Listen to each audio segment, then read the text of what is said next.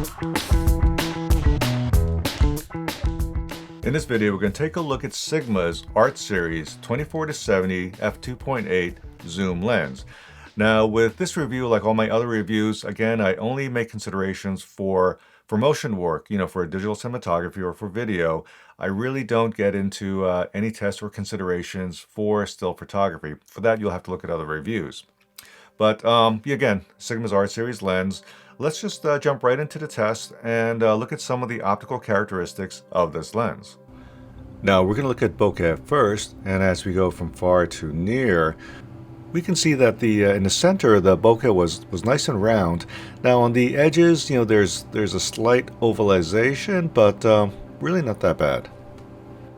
Now at a 5.6, when we go from far to near focus, you can see how nice and round the bokeh remains in the background, even on the sides and corners. Now you do see a little bit of pulsing in the background, but that's actually the lens, the Sigma, doing a little focus hunting. And at f11, we could actually see the star-shaped flare we get on the close lights. And as we go to close focus, in the background, the bokeh remains pretty nice and round all throughout the image. Pretty impressive. And now we'll look at some flare characteristics. Again, 35mm wide open at f2.8. And we can see these, these nice round orbs of light, both small and large. We do kind of have like the solar system look going on over here. It's pleasing. And at a 5.6, we could see our flare, our orbs of light. They're slightly different shape, slightly different intensity, but more of the same. Again, not bad at all. And now we're testing for the veiling flare. That, of course, is when we have a light source, a large light source, just off to the edge of the frame, and to see how the lens handles that. Let's step outside now and take a look at breathing. Now what I'm doing, of course, is looking at the house in the background, at the gap, at the roof line, and also the edge of frame to see, again, if we have that change of magnification going to close focus. And we can see here it's really not that bad, for a still zoom lens. And looking at the chart with breathing, again, looking at the edges to see if there's a change of magnification in our squares. And there's a little bit, as we saw outside, but again, very acceptable, to me acceptable, and really not that bad.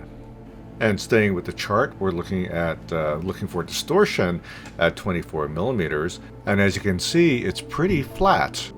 And at 50mm, again, nice and flat, as we would expect, as is 70mm, pretty flat field. During the bokeh test, I felt this lens had a little trouble focusing with autofocus, so I did a simple walk up, and as you see, the lens buzzed focus right here at the end of the walk. So slightly problematic. So to sum up the lens, now as you would expect, optically, this is, a great lens, because Sigma's, really been on the roll with their Art Series. And price to performance ratio, of course, is again outstanding with the Art Series. Now, when it comes to video, to motion work, this is basically an autofocus lens, because manual focus does not work that great with any of these, focus by wire lenses, meaning that it's extremely difficult, if not impossible, to get a repeatable manual focus pull, because you can't hit a mark. It's like when I test these lenses, you mark for near, you go to a far object, you come back to near, it's always at a different spot. Now you can pull, of course, off the monitor, but that's not really like a traditional manual focus pull, where you're really, an experienced focus puller is really pulling for a specific distance or a mark in a lens, as opposed to, just reacting and looking at the monitor. That's the difference, with trying to pull off the monitor. You're always reacting, as opposed to, being a little more proactive or hitting a mark. But the other thing about this lens for video work is autofocus.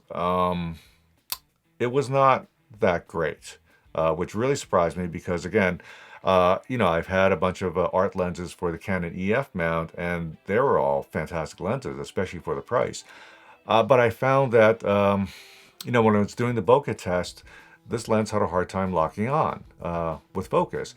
And then when I did a very simple walk-up on the autofocus test, the lens did buzz, which again, it was a little surprising because the other lenses did not buzz focus. So it's going to be a tough one for video, for digital cinematography, because autofocus, this is really an autofocus lens. Autofocus isn't great, slightly problematic. With video, again, still photography, it's a whole nother thing. We're only talking about motion work. And with manual focus, again, it's not repeatable, and you're going to be strictly pulling focus by monitor, which is, again, to me, is not ideal. So that's going to sum up the Sigma Art Series 24-70 for myself with this lens.